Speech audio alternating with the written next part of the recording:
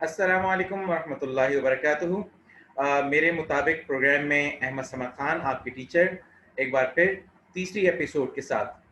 अ, पहली एपिसोड के अंदर हमने जैसा कि आपको बताया था कि हमने लीडरशिप एंड मैनेजमेंट के मौजू को हमने लिया है और उसमें हमने जिस किताब का खुलासा हम आपके सामने पेश कर रहे हैं वो किताब स्मॉल एक्ट ऑफ लीडरशिप जो जिसके मुसन्निफ है जी शान हंटर साहब और इनके वो 12 अहम जो उन्होंने अपनी किताब के अंदर वो खुफिया जो छुपे हुए हीरे हैं या छुपी हुई जो खूबियां हैं एक लीडरशिप के अंदर जो मौजूद होती हैं उसका उन्होंने बयान किया। तो हमने पहली एपिसोड के अंदर हमने ये बयान किया कि एक लीडर के अंदर जो चीज़ मौजूद होनी चाहिए वो उसकी खुद एतमादी यानी सेल्फ कॉन्फिडेंस, ये चीज़ उसके अंदर होनी चाहिए। उसके हमने एक हवाले से एक तफसील हमने पहली एपिसोड के अंदर बयान किया।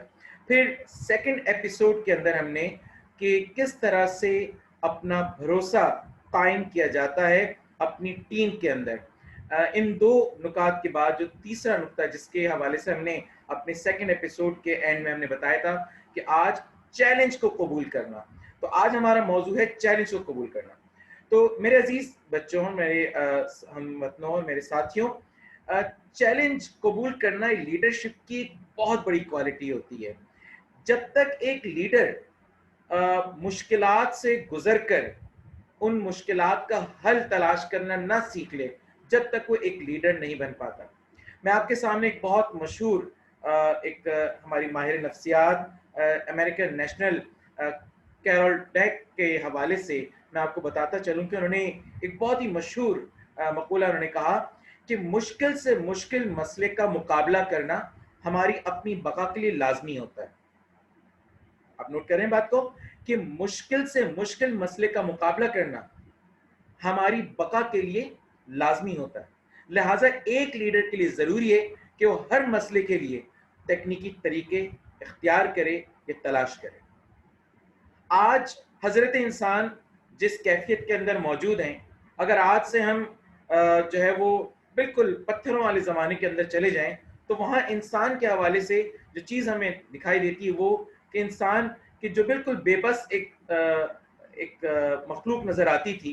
और अगर आग भी जलाने का मामला है तो उसमें सर्दी से अपने आप को किस तरह बचाए, आग किस तरह से अपने लिए पैदा करे, किस तरह से अपने लिए ग़िज़ा के मामलात करे, किस तरह से शेल्टर अपने लिए, छत अपनी हासिल करे, किस तरह से जो है वो अपनी ज़िंदगी को आगे बढ़ा सके। अगर हम उस इंसान की तरफ जाकर देखें तो अगर उस वक्त के इंसान ने उस वक्त के चैलेंजेस को कबूल ना किया होता, अगर वो ये ना कहता कि मैं ये कर सकता हूँ और इसके लिए वो गौर व फिक्र ना करता, तो शायद आज हजरत इंसान इस कैफियत के अंदर मौजूद ना होते। आज इंसान एक तरक्की याफ्ता जिंदगी, एक तरक्की याफ्ता माहौल के अंदर मौजूद, कि जहां हर चीज उसके सिर्फ एक रिमोट कंट्रोल के अंदर मौजूद है और वो उस रिमोट कंट्रोल को दबाते ही आज जिंदगी की सारी जो आसाइशें उसके सामने हमें नजर आती हैं। तो यहाँ एक लीडरशिप के लिए जो बहुत अहम चीज कि छोटे छोटे मसाइल के अंदर खुद को डालना, उन चैलेंजेस को कबूल करना और उनके लिए राहें तलाश करना। उन राहों को तलाश करने के नतीजे में जो आप मसाइल का हल निकालकर अपनी टीम के सामने पेश करेंगे, दरअसल वही तजर्बात आपकी टीम के लिए एतमाद का, भरोसे का सबब बनती है। तो यहाँ पर जो हमने आज के इस नुक्ते के अंदर समझना है वो ये कि चैलेंजेस को कबूल करना। चैलेंजेस को किस तरह कबूल किया जा सकता है, चैलेंजेस क्या होते हैं? अगर आप अपने बचपन में जाके देखें तो बच्चे की जो नफ्सियात होती है वो ये कि चीज़ों को खुद से करने का जज्बा रखता है। वो हर चीज़ में जो है इन्वॉल्व होना चाहता है, हर चीज़ को अपने काबू में करने की कोशिश कर रहा होता है। लेकिन उस मौके पे जिन वालिदैन ने अपने बच्चों की सरपरस्ती की और निगरानी की और उनको वो मौके दिए कि ठीक है आओ चलो देखो क्या होता है, चाहे वो छोटे से छोटा एक्सपीरियंस हो, चाहे वो बड़े से बड़ा एक्सपीरियंस हो, उन्होंने वो बच्चों को करने दिया अपनी निगरानी के अंदर। तो आप देखें उन बच्चों के अंदर एक खूबी पैदा होती है और वो निडर बन जाते हैं। उनके अंदर वो खौफ का अंसर मौजूद नहीं होता है। और उन बच्चों के अंदर जब खौफ का जज्बा मौजूद नहीं होता है, तो फिर आप देखिए कि वो चैलेंजेस को कबूल करने के आदी बन जाते हैं। लेकिन वो बच्चे कि जिनको शुरू दिन से नहीं ऐसा नहीं करो, ये नहीं करना, ऐसा हो जाएगा, वैसा हो जाएगा, हम बच्चों को जो है वो बहुत ज़्यादा खाइफ कर देते हैं, और वो बच्चे फिर पूरी ज़िंदगी के अंदर एक खौफ के अंदर मुब्तला हो जाते हैं। और यही वो सबसे बड़ी गलती होती है जो हम पेरेंट्स के तरफ से अपने बच्चों में दाखिल हो जाती है। आप अमूमन देखते हैं कि अगर मैं आपसे वेस्टर्न कंट्रीज़ के हवाले से बात करूं, कि वहाँ बच्चों को आप बहुत बेबाक देखेंगे। शायद उनकी बेबाकी बहुत ज़्यादा बदतमीज़ी के अंदर भी चली जाती होगी, यकीनी तौर पे, क्योंकि उनके यहाँ वो मज़हब का फैक्टर उस तरह से और पेरेंट्स की रिस्पेक्ट उस तरह से उनके माशरे के अंदर उस तरह से उन चीज़ों को नहीं दिया गया, और वहाँ बहुत ज़्यादा आज़ादी दी गई। लेकिन मैं उस कतई नज़र उस अगर फैक्टर को अगर हम माइनस कर दें, तो उनके अंदर उनके बच्चों में जो बेबाकी है, वो दरअसल उनको बचपन में वो आज़ादी फराहम करना कि वो चीज़ों को कर सकते हैं, लेकिन उनकी निगरानी उनके बड़ों की मौजूदगी में वो तमाम चीज़ें हों, तो एक बच्चा ना सिर्फ निडर बनता है, बेबाक बनता है, और चीज़ों को कबूल करना, चैलेंजेस को कबूल करना उसकी आदत बन जाती है। ऐसे ही लोग आगे बढ़कर एक बेहतरीन लीडरशिप इख्तियार करते हैं, एक बेहतरीन लीडर बनते हैं। मैं यहाँ पर एक चीज़ का और भी ज़िक्र करना चाहूँगा, वो ये कि बचपन के अंदर हमारे ज़हनों में उठने वाले बहुत से सवालात को रोक दिया जाता है। शायद ये समझा जाता है कि हमारी अभी वो उम्र ही नहीं हुई कि जहाँ पर हम उन तमाम चीज़ों को समझ सकें, उन पर तबादला ख़्याल कर सकें, या उस पे हम अपने किसी इज़हार ख़्याल कर सकें। तो शायद इस हवाले से हमारे माशरे के अंदर उस तरह से हमें बच्चों को वो मकाम नहीं मिलता। लेकिन मैं समझता हूँ कि अगर हम अपनी महफ़िलों के अंदर अपने बच्चों को बिठाएँ, उनसे सोचो-विचार करवाएँ, उनको छोटे-छोटे इश्यूज़ दें। मसलन मैं आपको अर्ज़ करूँ कि मैं कोशिश ये करता हूँ कि अपने बच्चों के साथ, चाहे वो मेरे अपने ज़ाती बच्चे हों, चाहे वो मेरे स्टूडेंट्स हों, मैं उनके सामने कुछ कंडीशंस रखता हूँ, और उन कंडीशंस को रखने की वजह ये होती है कि आप इसके बारे में अपनी क्या राय रखते हैं। मिसाल के तौर पे शायद जो मैं मिसाल आपके सामने पेश करूँ, इनमें से आप में से बहुत सारे इन मसाइल से पहले भी वाकिफ़ होंगे। छोटे-छोटे इश्यूज़ कि मिसाल के तौर पे आप रात के वक़्त में एक घने जंगल की तरफ से गुज़र रहे हैं, ना आदमी ना आदमज़ाद, और आप गाड़ी के अंदर तन्हा और अकेले हैं, और ऐसे मकाम पर आपकी मोबाइल की बैटरी भी डाउन हो जाती है, और मदद के लिए आप किसी को पुकार भी नहीं सकते, और ऐसे में आपकी गाड़ी का एक टायर जो है वो ज़ाया हो जाता है, और वो गाड़ी से अलहदा होकर बहुत दूर निकल जाता है। आपकी गाड़ी के वो चारों नट भी साथ में कहीं गायब हो गए। ऐसे में आप क्या करेंगे? तो फौरी तौर पर जो बच्चों की तरफ से जवाब आता है, तो ये कि सर जो स्टेपनी मौजूद है, उस स्टेपनी को अगर हम लगा दें, तो काम हो जाएगा।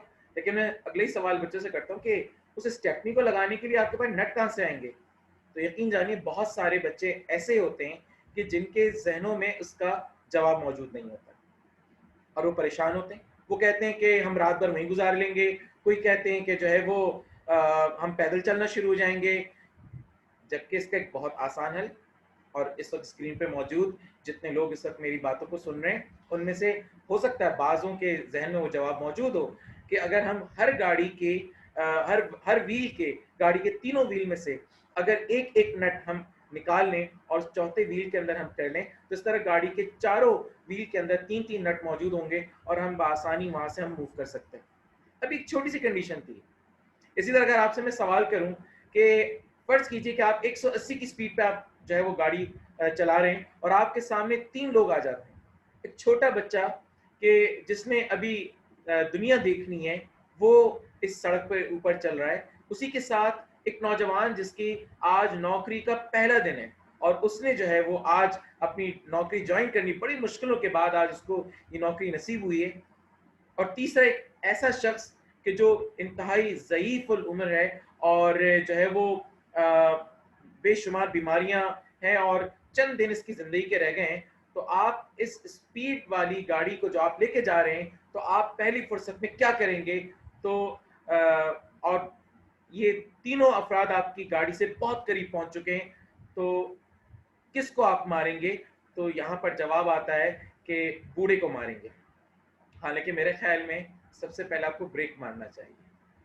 तो ये एक छोटी छोटी, यानी आपने सिचुएशंस क्रिएट की और उन सिचुएशंस को सामने रख के आपने उससे जवाब तलाश करने के लिए कहा। तो ऐसे में वो गौर फिक्र करेंगे, चैलेंजेस आप उनको देंगे, उन चैलेंजेस को वो कबूल करेंगे। छोटे छोटे चैलेंजेस, इस तरह छोटे छोटे गेम्स आप बना सकते हैं। इसी तरह से कोई जो मैथमेटिक्स के मुख्तलिफ, आप फेसबुक पे और नेट के ऊपर आप मुख्तलिफ इस तरह के गेम्स देखते हैं जहाँ पर बॉक्सेस के अंदर बहुत सारी फिगर्स बनी होती हैं और एक फिगर खाली एक होती है, वहां पर आपने फिगर पुट करनी होती है। अब ये छोटी छोटी एक मैथमेटिकल जो इक्वेशंस आप सॉल्व कर रहे होते हैं, ये दरअसल दिमागी एक्सरसाइज है और दरअसल इन्हीं दिमागी एक्सरसाइज के नतीजे में आप बहुत से मसाइल के हल तलाश कर रहे होते हैं। छोटे छोटे चैलेंजेस दे देकर बच्चों को बड़े चैलेंजेस की तरफ लेके आने चाहिए। इसी तरह मैं ये चाहता हूं कि अगर ये कमी आपकी अपनी जिंदगी के अंदर बचपन में रही कि आपको उस तरह की चैलेंजेस नहीं मिले और आपके अंदर एक डर और खौफ मौजूद है, तो हमें सबसे पहले अपने अंदर के डर को निकालना होगा, क्योंकि ये डर हमेशा हमें जो है वो रोकता है अपने मकसद को हासिल करने में। और एक अच्छे लीडर को चाहिए कि वो अपने अंदर से डर को निकाल के चैलेंजेस को कबूल करके उनके हल और उनके मसाइल को तलाश करें। जब तक आप खुद जो है वो तैराकी के लिए तालाब के अंदर नहीं उतरेंगे तो आपको तैराकी नहीं आएगी। अगर मैं आपको यहाँ पर बहुत अच्छी ट्रेनिंग देना शुरू कर दूं, आपको तमाम वो टिप्स आपको मैं फराहम कर दूं, तो यकीनी तौर पे आप बहुत एक्सपर्ट हो जाएंगे, लेकिन जब तक आपको पानी में नहीं उतारा जाएगा आप प्रैक्टिकल नहीं होंगे। हाँ, आपके पास लिखने के लिए बहुत सारा मवाद होगा कि एक अच्छा तैराक कैसे होता है और एक अच्छी तैराकी कैसे की जाती है, लेकिन आप एक अच्छे तैराक नहीं बन पाएंगे। इसी तरह अगर मैं आपको ड्राइविंग की तमाम तर उसूल बता दूं, ड्राइविंग के तमाम तर तरीके बता दूं, तमाम सिचुएशंस आपके सामने ले आऊं और आपसे कहूं कि जनाब जो है वो ड्राइविंग अब आप करें, तो आप कभी भी अच्छी ड्राइविंग नहीं कर सकते। उसकी वजह यह कि आप कभी मैदान में उतरे ही नहीं है। दरअसल सिचुएशंस का अंदाजा इंसान को उसी वक्त होता है जब वो खुद मैदान में उतरता है, जब खुद मसाइल का उसे सामना होता है, जब उसे पता चलता है कि उसके पास इस मामले को हल करने के लिए वक्त कितना है और वसाइल कितने हैं। जब तक उन सब चीजों का इदराक उसे नहीं होगा, जब तक वो अपनी कमजोरियों को जान पाएगा, नहीं अपनी जो स्ट्रेंथ उसकी ताकतें हैं उसको जान पाएगा, और ना ही फिर वो अपने उन अहदाफ को हासिल कर पाएगा, और ना ही वो एक अच्छा लीडर बन पाएगा। तो यहाँ पर बहुत ज़रूरी है कि हम छोटे छोटे चैलेंजेस को कबूल करते हुए अपनी कमजोरियों को जांचें, अपनी जो खूबियां उनको तलाश करें, अपने उन चीज़ों पर गौर व फिक्र करें, मसाइल का हल तलाश करें, और फिर इसी के नतीजे में आप अपनी उस टीम का जो आपके पुष्ट पर आपके साथ मौजूद है उसके अंदर आप एतमाद और भरोसे का एक बहुत बड़ा जरिया बन जाएंगे। तो ये था आज का हमारा मौजू कि एक बेहतरीन लीडरशिप के लिए बहुत ज़रूरी है कि उसके अंदर चैलेंजेस कबूल करने की जो है वो ताकत मौजूद हो और उन चैलेंजेस को कबूल करके वो उनका बेहतरीन हल निकाल सकता हो। इंशाल्लाह ताला अगली वीडियो के अंदर हम आपके लिए लेकर आएंगे कि एक अच्छे लीडर के अंदर शुक्रिया का जज्बा होना चाहिए, और दूसरा एक और पॉइंट लेकर आएंगे कि जिसमें तजस्सुस पैदा करना।